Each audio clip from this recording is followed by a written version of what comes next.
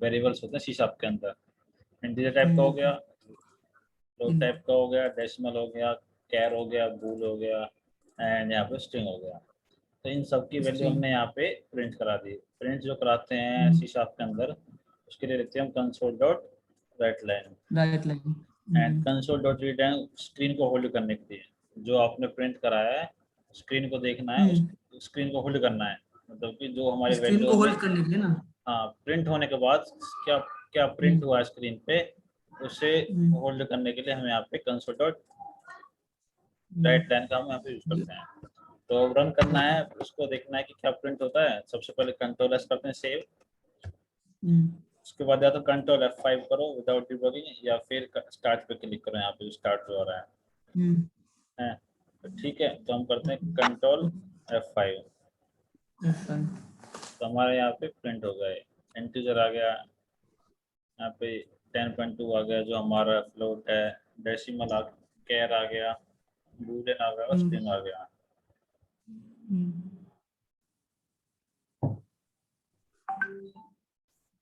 ठीक है, ओके, हाँ ठीक। तो जैसे हमारे यहाँ पे वेरिएबल्स होते हैं सी शार्प के अंदर। वेरिएबल्स, ठीक है, वेरिएबल्स हो गए यहाँ पे। देन हम इसको एक इसमें, हाँ सबसे पहले तो हम कमेंट कैसे करते हैं। कमेंट वैसे ना, दो टाइप के होते हैं, एक सिंगल लाइन कमेंट होता है, एक मल्टी लाइन कमेंट होता है। एक मल्टी लाइन। ठीक है, सिंगल लाइन कमेंट में क्या होता है कि जैसे ये होता है एक सिंगल लाइन कमेंट करना है, तो उसके लिए हम क्या करते हैं, ये 2 बार स्लैश। ठीक है, ओके, 2 बार स्लैश हो गया ना, यहाँ पे 2 बार स्लैश हो गया। मल्टी लाइन करना है तो एक स्लैश देन एस्टरिक या फिर स्टार बोल दो उसको, जहाँ तक कमेंट करना है उसे यहाँ तक करना है मेरे को, देन स्टार देन स्लैश। ठीक है, ये हो गया हमारा सिंगल लाइन कमेंट, ये वाला। ठीक है, सिंगल लाइन कमेंट हो गया। अब यहाँ पे ये हो गया हमारा multi line comment, multi line comment हो गया यहाँ पे हमारा। ठीक है, ये होता है सी शार्प के अंदर कमेंट। और वेरिएबल्स कैसे, ये हमारे वेरिएबल्स होते हैं सी शार्प के अंदर। इंटीजर टाइप का होता है, मैंने यहाँ पे फ्लोट हो गया, यहाँ पे हम वेरिएबल्स इसको हटा के हम यहाँ डाल देते हैं, हमारे वेरिएबल्स हो गए। वेरिएबल्स के बाद हम आते हैं डेटा टाइप पे। डेटा टाइप कौन कौन से होते हैं सी शार्प के अंदर, जो भी हमारे बेसिक डेटा टाइप होते हैं, तो कौन कौन से होते हैं। ठीक है, जो बेसिक डेटा टाइप होते हैं हमारे, वो भी ये हैं सेम, इंट टाइप का, फ्लोट टाइप का, कैरेट टाइप का, बूलन टाइप, बूल टाइप का, जो हमारे हाँ जो डेटा टाइप होते हैं। डेटा टाइप वो भी होते हैं, फ्लोट लॉन्ग बहुत आते हैं इसमें। तो हमारे ये स्ट्रिंग होता है, नम होता है, ये सब हमारे डेटा टाइप में आते हैं। आपका डेटा का टाइप क्या है। ठीक है, ठीक। तो ये हमारे उसमें आ गया डेटा टाइप में। देन डेटा उसके बाद टाइप, हम आते हैं फिर ऑपरेटर्स पे। ऑपरेटर्स। ठीक है ना, ऑपरेटर्स तो पता होगा, नहीं पता। वही सब ऑपरेटर्स होगा, अर्थमेटिक, बिटवाइज। हाँ हाँ हाँ, नहीं अर्थमेटिक हो गया, सब्सट्रैक्शन है, वही आते हैं। अर्थमेटिक में आ गया वो एडिशन सब्सट्रैक्शन टाइप से।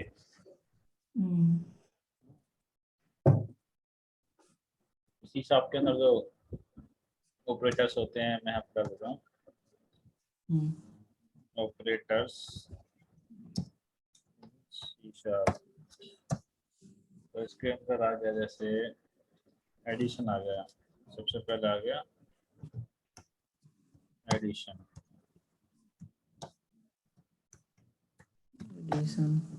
इसमें जैसे हमारे पास सपोज करो एक वेरिएबल है इंट नम टाइप का।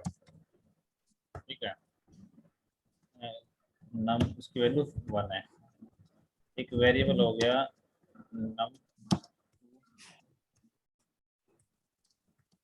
वैल्यू है 4। एक वेरिएबल है हमारे पास इंट सम, तो एडिशन करना है हमें इसका, एडिशन जो ऑपरेटर होता है उसमें क्या करते हैं हम, now A plus B. Plus plus से लगाते हैं एडिशन करते हैं नाउ None two. ठीक है। देन हमें इसकी वैल्यू यहाँ पे प्रिंट करा देते हैं, तो क्या आता है सम को यहाँ पे Water. प्रिंट करा देना है, हम्म, ठीक है। ठीक। उसके बाद हम इसे रन करके देखते हैं क्या हमारा आउटपुट 5, या फिर मैं थोड़ा वैसे दिखा दूँ आपको इसमें, तो थोड़ा सही लगा। Total Totals equals to. Calculate करते हैं यहाँ पे, हम्म, ठीक है। ओके।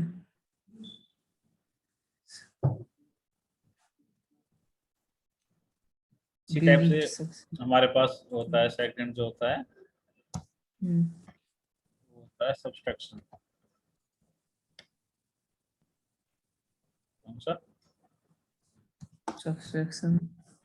सब्सट्रैक्शन, वही माइनस वाला।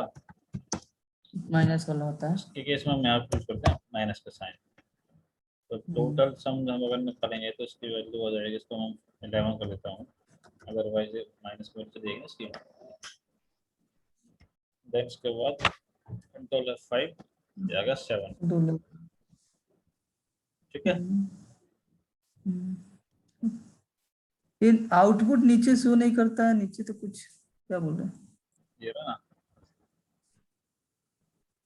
नीचे कहाँ पे, आउटपुट में जैसे नीचे से लिख रहा है, अरे आउटपुट जो सब 7 कहाँ लिखा है? 7 तो यहाँ पे, बिल्ड प्रोजेक्ट। हाँ यहाँ पे आउटपुट नहीं आती है। आउटपुट विंडो आपकी वो है जो आप बिल्ड करते हो ना, हाँ। उसका आउटपुट बताता है, कोई यहाँ पे एरर तो नहीं है। जब मैं यहाँ हम्म पे करूँगा कि सिस्टम को बिल्ड पे जाऊँगा, बिल्ड करूँगा सॉल्यूशन को, तो ओके। उसका बिल्ड बताता है कि भाई 0 सक्सेस है, 0 फेल है, 1 अप टू डेट है, हम्म ठीक है। तो उसका आउटपुट आउटपुट बताता है आपके कोड में कोई सिंटैक्स एरर तो नहीं है, उस चीज का आउटपुट हम्म बताता है। प्रोग्राम का आउटपुट हम्म आपका यहाँ पे विंडोज ओपन होते हैं ब्लैक कलर की कंसोल विंडो, इस पे आता है, ठीक है। ओके।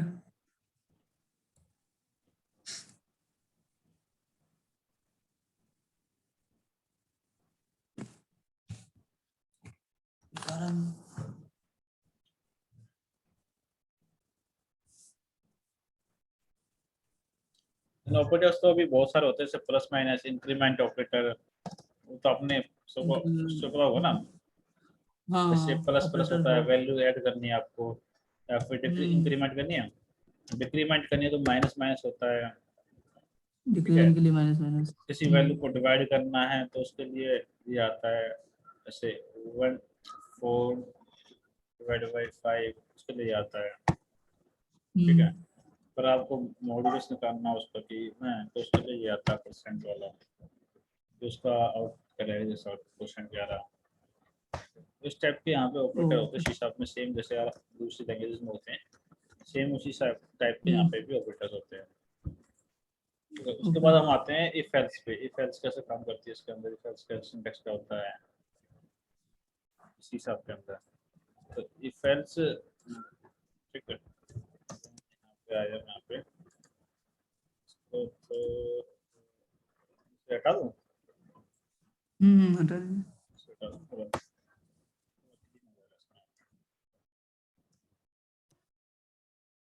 यहाँ पे इफ एल्स स्टेटमेंट कैसे काम करती है, जैसे इफ एल्स दूसरी लैंग्वेज में होते हैं ऐसे इसमें होते हैं। इफ सपोज करो मेरे पास दो वेरिएबल है इंट टाइप के, i equal to 10 comma j equal to 20, ठीक है।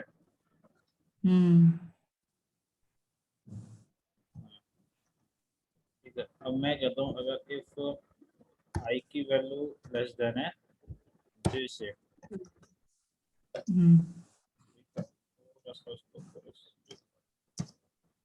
आई की वैल्यू लेस देन है जे से, देन मैं यहाँ पे प्रिंट करूँगा, देन यहाँ पे मैं जो आई की वैल्यू प्रिंट करूँगा, ठीक है। अगर ये दो थी इफ कंडीशन, अगर आई की वैल्यू छोटी होगी, सॉरी अगर आई की वैल्यू छोटी होगी जे से, लेस देन है ना, हम्म, अगर आई लेस देन है जे से, देन हम यहाँ पे आई की वैल्यू प्रिंट करेंगे, ठीक है। हाँ एल्स में जाएंगे, जे प्रिंट कर देंगे, एल्स जे, ठीक है। ओके। तो हमें यहाँ पे पता लगाना कि वैल्यू कौन सी ज़्यादा है, आई या जे। तो यहाँ पे हम यहाँ पे ऐसे प्रिंट करेंगे, इफ आई की वैल्यू लेस देन आई जे से जे, तो आई प्रिंट होगा, अदरवाइज जे आई प्रिंट प्रिंट हुआ, होगा। नहीं तो जे, तो हम यहाँ पे जे, सेव कर हाँ। देंगे।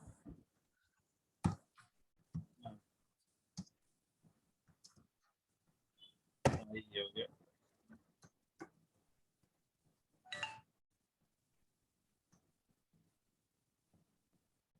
लिख दिया हमने, जे, हम्म, ठीक। हम यहाँ से रन करेंगे यहाँ से। तो आई की वैल्यू स्मॉल जे से कंडीशन टू हो गई, तो उसका आउटपुट क्या आ गया, 10, ठीक है। ओके। अगर यहाँ पे आई की वैल्यू सपोज करो, मैं आपको फिट कर देता हूँ, अगर कंडीशन टू होगी तो इफ के अंदर जाएगा, अदरवाइज एल्स के अंदर जाएगा, इसके एल्स में ठीक है। जाएगा। तो यहाँ से अंदर फाइव करा, जे की वैल्यू आ गई, मीन्स हम्म, यहाँ पे हमारी आई की वैल्यू बढ़ गई जे से, जे, तो जे में चले गए, ओके। ठीक है। ये कंडीशन फॉल्स होगी, आई की वैल्यू हम्म, जब जे से बढ़ी है हमारी, तो कंडीशन फॉल्स हो गई, फॉल्स होगी तो इस हम्म, इफ के अंदर नहीं जाएगा, ये एल्स के अंदर जाएगा, इसमें जाएगा, एल्स में चला जाएगा, ठीक है। ठीक है।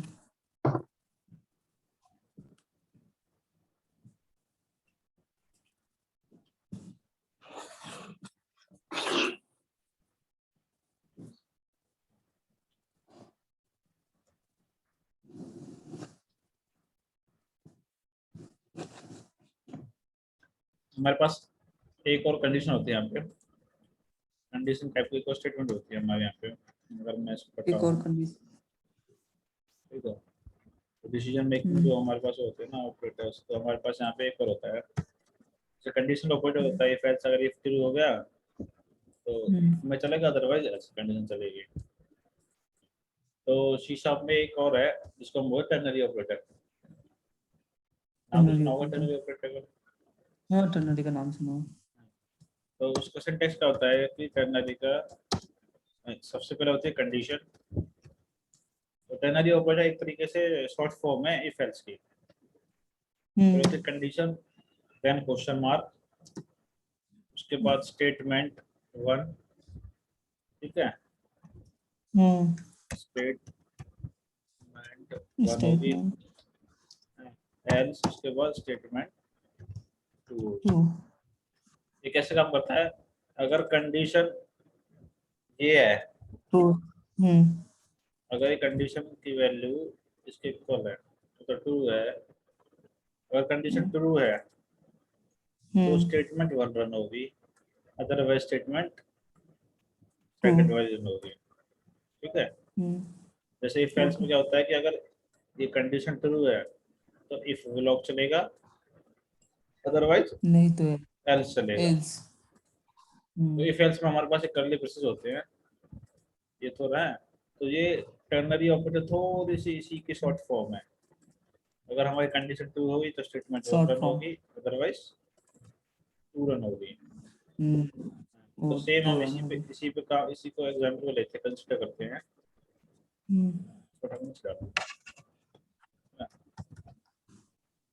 तो हम सीधा इसी को दोबारा से लेते हैं, इसी एग्जाम्पल को। इसमें होता क्या है, यहाँ पे हमारी आई की वैल्यू 100 है, जे की वैल्यू 20 है। 20। तो हम यहाँ पे वैल्यू प्रिंट करानी है, हमने वैर ले लिया, एक वैर, या फिर मैं आपको स्ट्रिंग दे देता हूँ, अभी वैर की बात नहीं करता, स्ट्रिंग में देता हूँ, रिजल्ट नाम स्ट्रिंग। का वेरिएबल ले लिया है, ठीक है। हम्म, अगर आई की वैल्यू ज्यादा है जे से, जैसे ठीक है, आई ग्रेटर देन जे, जी, देन क्वेश्चन मार्क, लिखेंगे आई इज मैक्सिमम, ठीक है। अदरवाइज हम लिखेंगे जे इज, ठीक है। अगर आई की वैल्यू ज्यादा जे से तो आई मैक्सिमम है, अदरवाइज जे। जे यहाँ पे मैक्सिमम। हाँ, तो यहाँ पे हमने कोड एक ही लाइन में लिख दिया। एक ही लाइन में हो गया।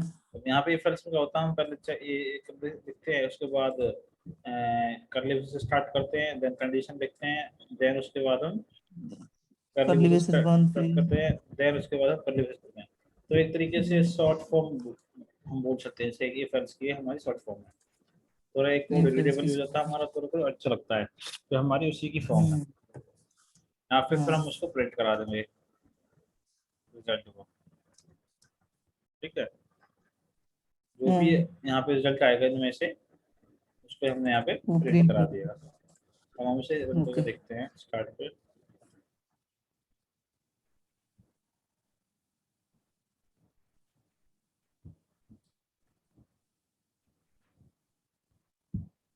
क्या हो गया?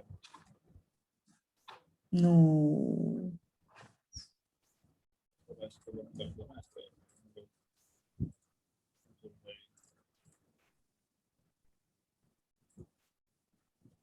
आई इज मैक्सिमम, ठीक है। क्यों? बिकॉज यहाँ पे देखिएगा ना, आई की वैल्यू ग्रेटर देन है जे से। आई है 100, जे है 20, ठीक है। अगर मैं ये करता हूँ, यहाँ पे आई को वैल्यू करता हूँ 10, देन जब क्या आउटपुट होता है हम वो देखते हैं, जे इज ग्रेटर देन, जाएगा ना जे, जे की इज मैक्सिमम, जे अब हो जाएगा, ठीक है। जे इज मैक्सिमम। तो ये होता है टर्नरी ऑपरेटर यहाँ पे उसके अंदर, ओके, सी शार्प के अंदर। देन हमारे पास आते हैं, यहाँ पे नेक्स्ट आते हैं हमारे पास जो कंडीशन में स्विच स्टेटमेंट। स्टेटमेंट। सुना है स्विच? तो पता ही होगा स्विच कैसे काम करते हैं यूजुअली। कभी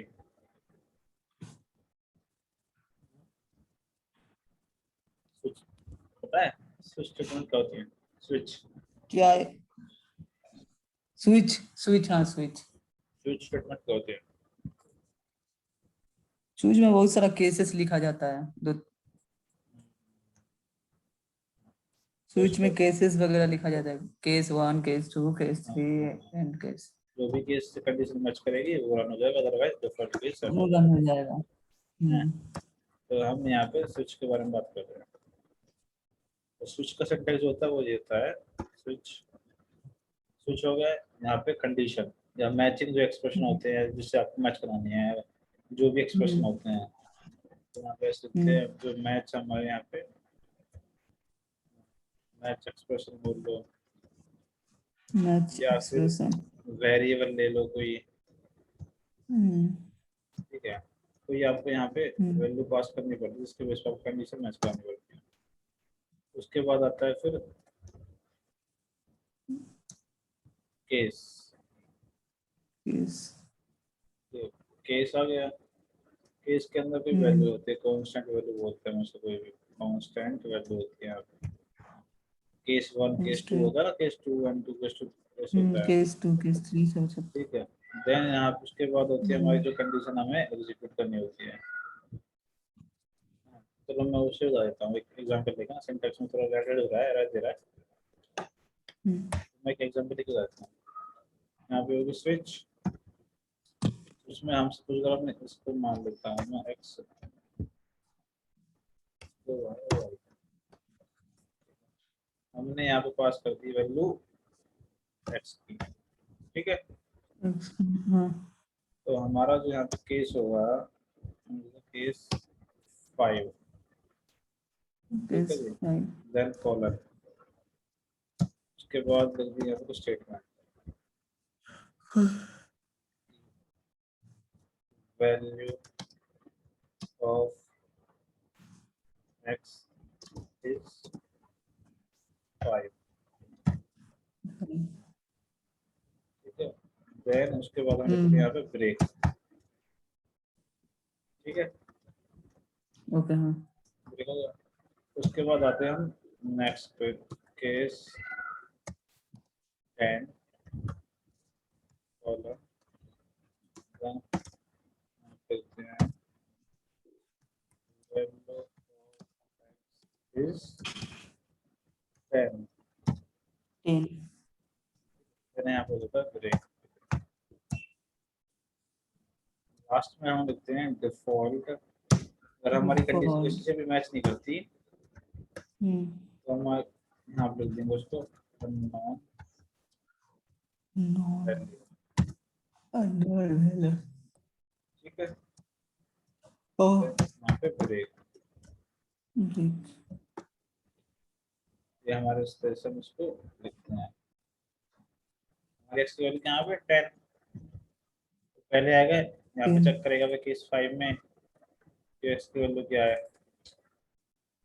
ठीक है, अगर 5 से मैच कर गया एक्स की वैल्यू तो ये रन होगी, कंडीशन रन होगी, उसके बाद लूप से बाहर आ जाएगा, ब्रेक हो जाएगा।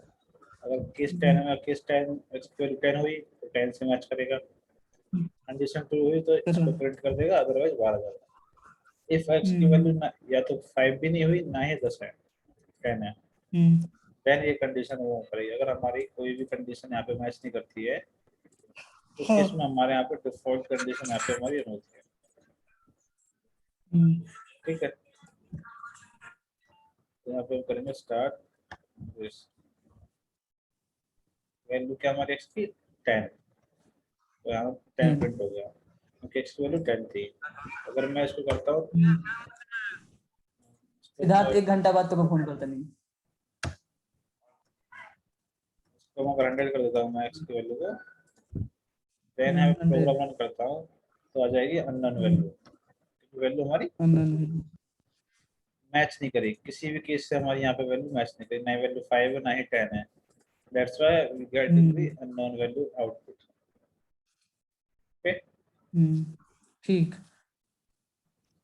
उसके बाद हमारे हाथ पे आते हैं फॉर लूप। फॉर लूप कैसे काम करता है, सी शार्प के अंदर फॉर लूप क्या होता है, कैसे काम करता है, तो हम उसके बारे में आगे देखते हैं।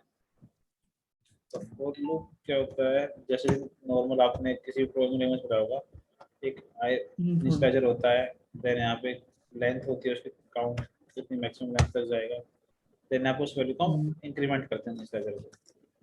यहाँ इंक्रीमेंट हो रहा है, जैसे आई की वैल्यू 0 से स्टार्ट होगी 10 तक जाएगी। ठीक है, देन हम यहाँ पे इसको प्रिंट करा देंगे आई की वैल्यू को। ठीक है, तो ये लूप 10 बार चलेगा। यहाँ पे आई की वैल्यू 0 0 इज लेस देन 10 यहाँ पे प्रिंट होगा। उसके बाद 0 की आई की वैल्यू इंक्रीमेंट होगा 1 हो जाएगी, 1 less than equal to 10, then यहाँ पे वैल्यू देगा 10। इस टाइप से यहाँ पे काम करेगा। ओके,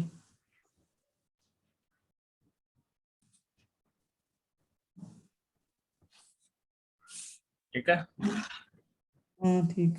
अब ये लूप ऐसे यहाँ पे 10 टाइम रन होगा और जब भी रन होगा वहाँ पे मैंने आई की वैल्यू प्रिंट करवानी। ठीक है, जब भी रन होगा आई की वैल्यू प्रिंट होगी, जब तक कंडीशन हमारी ट्रू होती जाएगी तो आई की वैल्यू यहाँ पे प्रिंट होती जाएगी। तो इसको थोड़ा ऐसा कर देते हैं जिससे समझ में आ जाए। वैल्यू ऑफ आई, ठीक है, ठीक। बस 0 से स्टार्ट हुआ 9 तक चला, बिकॉज क्योंकि यहाँ पे कंडीशन लग रही है कि 0 की value less than equal to 10। जब ये इसकी वैल्यू 10 होगी तो लूप से बाहर आ जाएगा, कंडीशन फॉल्स हो जाएगी। अगर मैं यहाँ पे चलेगा, हाँ, अगर मैं यहाँ पे देता हूँ लेस देन इक्वल टू 10, तो बंद कर देता हूँ, यानी 0 से 10 तक वैल्यू प्रिंट हो जाएगी हमारी। देखो, ठीक है, ठीक। यहाँ पे इस फॉर्मूले कैसे काम करता है शीशा के ऊपर। उसके बाद आता है व्हाइल लूप। व्हाइल लूप पर पढ़ा हुआ नहीं पढ़ा? सब व्हाइल लूप सब देखा हूँ, while loop, do while loop. तो व्हाइल लूप में क्या होता है आपका, ये तो व्हाइल लूप व्हाइल लूप आपका तब तक चलेगा तब तक उसकी कंडीशन ट्रू होती रहेगी। जब तक सपोज ट्रू करो हुआ तब तक चलता रहेगा। आई सपोज करो x value less than equal to I x पे मैं 0 ले लेता हूँ। एक्स की वैल्यू 0 है। इफ while अगर x की वैल्यू लेस देन 10 है, ठीक है, देन यहाँ पे प्रिंट करेगा सेम जिस लास्ट टाइम करी थी हमने प्रिंट 4 में, इस टाइप से ये लूप चलेगा। उसके बाद यहाँ पे हम इसको इंक्रीमेंट कराना होता है हमें यहाँ पे while केस में। एक्स प्लस फर्स्ट इसमें थोड़ा अलग है, यहाँ पे हमने इनिशियलाइज करवाया पहले, यहाँ पे हमने उसकी कंडीशन को चेक कराया, देन यहाँ पे उसको हमने इंक्रीमेंट कराया उसकी वैल्यू को। इंक्रीमेंट किया। तो हम इसको ऐसे लिख देंगे, यहाँ पे होगा इनिशियलाइजेशन, यहाँ पर इनिशियलाइज हो रहा है। थोड़ा इसको, ठीक है, देन यहाँ पे हमने कंडीशन चेक करी, यहाँ पे हमने उसको इंक्रीमेंट करवाया, ठीक है, हाँ यहाँ पे वो प्रिंट करवाया। तब तक चलता रहेगा, तब तक इसकी वैल्यू हमें ट्रू मिलती रहेगी हमें, ठीक है, 0 से 10 तक। ठीक। पर मैं ऐसे कर देता हूँ 10, कंडीशन फॉल्स हो जाएगी तो ये तस्वीर प्रिंट नहीं करवाया, ठीक है। ठीक। इस टाइप से यहाँ पे हम डू वैल्यू कम करते हैं,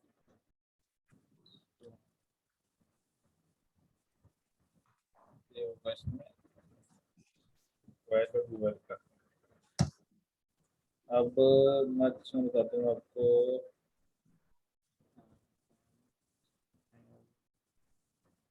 एरे क्या होती है, एरे कैसे प्रिंट करवाते हैं, एरे कैसे डिक्लेयर करते हैं, ठीक है।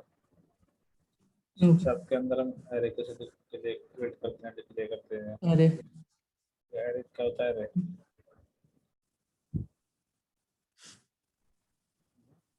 एरे क्या होता है, अरे अरे क्या बोलते हैं, बताओ। आप एरे बोल रहे हैं ना। हाँ एरे एरे होता है 1D 2D एरे सब होता है। एरे में मतलब डेटा वगैरह होता है। क्यों, क्या होता है, क्या जैसे वहाँ क्यों यूज करते हैं हम इस एरे को। एरे पढ़ाई किए थे, एरे पढ़ा था मैं, एरे दिमाग में नहीं अभी। डेटा वगैरह स्टोर करने के लिए। अच्छा, एरे का क्या होता है, क्या जैसे एरे एक लीनियर डेटा स्ट्रक्चर होता है जिसके अंदर हम linear data same structure. Type data, हम एरे होता है होमोजेनियस कलेक्शन ऑफ डेटा जिसके अंदर हम सेम टाइप डेटा ऐड कर सकते हैं। तो एरे को इंट डिस्प्ले करते हैं सी शार्प के अंदर, जब लिखते हैं सिंटैक्स उसका होता है first type of array, type कर ले, ठीक है, इनके टाइप कर ले, उसके बाद स्क्वायर ब्रैकेट, देन एरे का नेम मैंने यहाँ पे ले दिया ARR, यार ठीक है, उसके बाद न्यू, ठीक है, देन इंट टाइप उसका, उसके बाद स्क्वायर ब्रैकेट, देन सेमीकोलन, ये होता है सिंटैक्स। जब भी हम एरे क्रिएट करते हैं तो हमें उसका साइज बताना पड़ता है कि भाई अरे हमारा के अंदर 4 आइटम आ सकते हैं, 5 आ सकते हैं, 10 आ सकते हैं या 100 आ सकते हैं, कि हमारे एरे का साइज क्या है, तो हमें यहाँ पे बताना होता है एरे का जैसे 5। साइज। तो इसमें क्या हुआ कि हमारे यहाँ पे इसी एरे के अंदर एरे का जो नेम है ARR, उसमें रख दो आप, नाम रख दो, जो भी नाम रख दो एरे का, उसके अंदर 5 ही आइटम आ सकते हैं। 5 से ज्यादा नहीं होगा। हाँ, तो इसके इसको इस तरह से हम एरे को यहाँ पे इनिशियलाइज करते हैं और डिक्लेयर करते हैं, क्लियर। ठीक है। अगर हमको इसको इनिशियलाइज करना है यहाँ पे ऐसी, तो इसको हम ऐसे इनिशियलाइज कर सकते हैं, यहाँ पे आपको अगर इसको रिसर्च करना है तो सेमी कोलन लगा के करली ब्रेसेस स्टार्ट करो, ठीक है। देन इसके अंदर आपको 5 ही आइटम लिखने हैं, 1 2 3 4 5, ठीक है। अगर मैं यहाँ पे 6 डालूंगा ना तो एरर दे देगा यहाँ पे, एरर दे देगा। देखो दे दिया ना। आप देखोगे यहाँ पे एरर में क्या रहा है, an array initialiser of length 5 is expected. देखो आप कितने पास कर रहे हो हमें, 5 6, तो इसने यहाँ पे एरर देते हैं। अब यहाँ पे एरर आ गया। ठीक है, ये होता है इसमें एरे। अगर आपको स्ट्रिंग टाइप का एरे पास करना तो उसका भी सिंटैक्स सेम होता है, स्ट्रिंग टाइप का एरे पास करना तो उसका भी सिंटैक्स सेम होता है। यहाँ पे स्ट्रिंग स्क्वायर ब्रैकेट एरे का नाम दे दो कुछ भी आपको जो भी देना है, तो जैसे स्टीज दो यहाँ पे, then new type of array, then array का साइज मैं आप ले लेता हूँ 3। उसके बाद यहाँ पे कर्ली ब्रेसेस, देन इसके अंदर आपको उनको हमें इंस्टॉल करना पड़ता है, by वही को लिखना है, लिख देना उसे। ठीक है। तो यहाँ पे हमने लिख दिया, ठीक है। ये हमारा होगा स्ट्रिंग टाइप का है, स्ट्रिंग टाइप का। ठीक है। इस टाइप से हम यहाँ पे एरे प्रिंट करा सकते हैं, ठीक है। ठीक। अगर एरे की वैल्यू आपने प्रिंट कराने है या एरे के अंदर क्या है, तो उसके अंदर भी हम क्या यूज करना पड़ेगा, फॉर लूप, ठीक है। फॉर लूप में हम क्या करते हैं, नम नम नाम हमारे पास आ रही है ना, ये नाम बोल डॉट के देते हैं। लेंथ, वो कितनी लेंथ है, ठीक है। एरे के अंदर लेंथ में कितने इसके अंदर आइटम है, तो आप हमें लेंथ बता देगा उसकी, तो उसके अगर वैल्यू प्रिंट करनी है हमें तो उसके नाम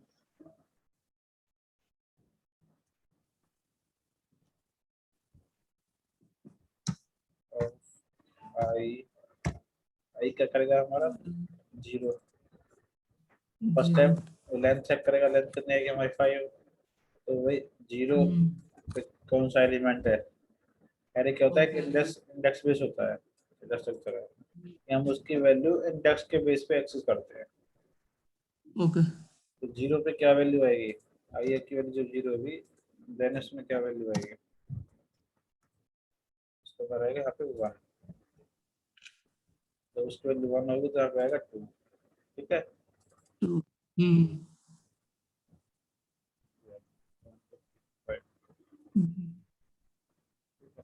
मैं आपको यहाँ पे प्रिंट करके बता दूँ इसकी यहाँ पे वैल्यू क्या होगी एरे की, काउंट काउंट काउंट ले लिया,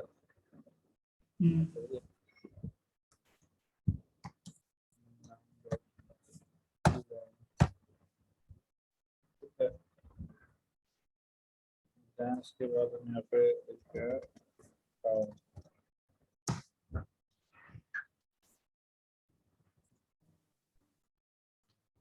ठीक है। यहाँ से हमारे यहाँ पे अपने इसकी लेंथ कितनी है वो इसके अंदर स्टोर करा ली, देन हम यहाँ पे इसको प्रिंट करा सकते हैं लेंथ कितनी एक्चुअल में इसकी, तो काउंट में है तो हमने प्रिंट करा दिया कंसीडर तो राइट लेंथ से।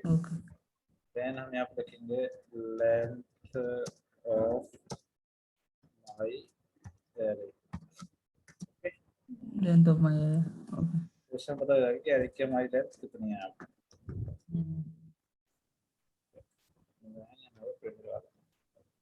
लेंथ हमारी कितनी 5, तो उस पर वैल्यू कौन कौन से उसके अंदर 1 2 3 4 5, 1 2 3 4 5। अगर मैं यहाँ पे कोई और वैल्यू रखता हूँ उसमें 10 कुछ भी वैल्यू रखता हूँ मैं यहाँ पे, तो यहाँ पे प्रिंट कराते हैं, यहाँ पे ये आ गई 10 42 2 3 4 4 1, यहाँ पे 5 9 यहाँ पे वो सारी वैल्यू यहाँ पे हमें आ गई, ठीक है। तो यहाँ पे ओके ये होता है यहाँ पे एक लूप होता है हमारे पास, एक लूप होता है यहाँ पे सी शार्प के अंदर, उसे कहते हैं for each loop. For each loop. ये फॉर ईच लूप क्या करता है, इसके अंदर हमें यहाँ पे कलेक्शन पास करना होता है। ठीक है, कलेक्शन होगा जैसे लिस्ट होगी या फिर लिस्ट टाइप में डेटा जो होता है ना कलेक्शन के अंदर होता है, लिस्ट। हाँ। लिस्ट होगी, एरे लिस्ट होगी, इस टाइप की जो एलिमेंट लिस्ट होती है जैसे हमारे पास, तो उसके अंदर वो पास होता है, जैसे सिंटेक्स उसका क्या होता है कलेक्शन। Then collection. ये यहाँ पे आइटम होता है एक, जैसे वेरिएबल होता है, मैं आपको इसमें फोर का लिख के दिखाऊँ। फोर में क्या होता है, हमारे पास आई होता है, आई की वैल्यू जीरो से स्टार्ट होती है, और जो भी हमने वैल्यू रखनी है जहाँ तक हमें चलाना हो वहां तक ये वैल्यू चलती है, आई में फिक्स होती है वैल्यू, चलती है। 10 तक ओके। फिक्स होती है हमारे। लेकिन फोर ईच में हमारे क्या होता है कि हमारे जो भी कलेक्शन के अंदर वैल्यू होंगी ना, जैसे 50 है, 50,000 है, 10 वैल्यू है, जितनी भी वैल्यू है, ये लूप वहां तक रन करेगा। ठीक है, इसमें कोई फिक्स नहीं होता, जैसे हमने यहाँ फिक्स कर दी थी, फोर लूप में हमने फिक्स कर दिया कि भाई ये 10 तक चलेगा। ये 10 तक चलेगा। लेकिन फोर ईच में क्या होता है कि जितने भी हमारे आइटम होंगे कलेक्शन के अंदर, वो तब तक रन करेगा जब तक वो आइटम सारे हम एक्सेस ना कर ले। अगर हमारे पास 5 आइटम होंगे कलेक्शन में तो लूप 5 बार चलेगा, अगर हमारे पास 100 आइटम होंगे तो 100 बार चलेगा, अगर 1 लाख चलेगा। होंगे तो 1 लाख बार चलेगा। ठीक है, कंटिन्यू चलता रहेगा। यहाँ पे ओके। आइटम है, यहाँ पे वन बाई वन उठाएगा, यहाँ पे हम इंट पास कर सकते हैं। ठीक है, तो इंटीजर टाइप की वैल्यू उठाएगा वन बाई वन, यहाँ पे प्रिंट करा देगा उसे इस तरह से आइटम। ठीक है, यहाँ पे ऐसे प्रिंट कराता रहेगा, ये लूप जब तक ये वैल्यू हम सारी नहीं एक्सेस कर लेंगे तब तक ये लूप रन होता रहेगा। होता रहेगा। और में क्या होता है कि हमारे यहाँ पे फिक्स साइज रहता है कि हमें 10 बार चलाना, 100 बार चलाना, 1000 बार चलाना है। लेकिन फोर ईच में हम कोई इसकी लेंथ फिक्स नहीं कर सकते। ठीक है, कि जब तक अगर सपोज हमारे पास 100 आइटम है, हमें 2 तक चलाना है, वैसे नहीं कर सकते हम फोर ईच के अंदर। फोर ईच में क्या होता है कि जब तक आपको कलेक्शन के अंदर आइटम मिलते रहेंगे तब तक वो लूप हमारा चलता रहेगा। चलता रहेगा। ठीक है,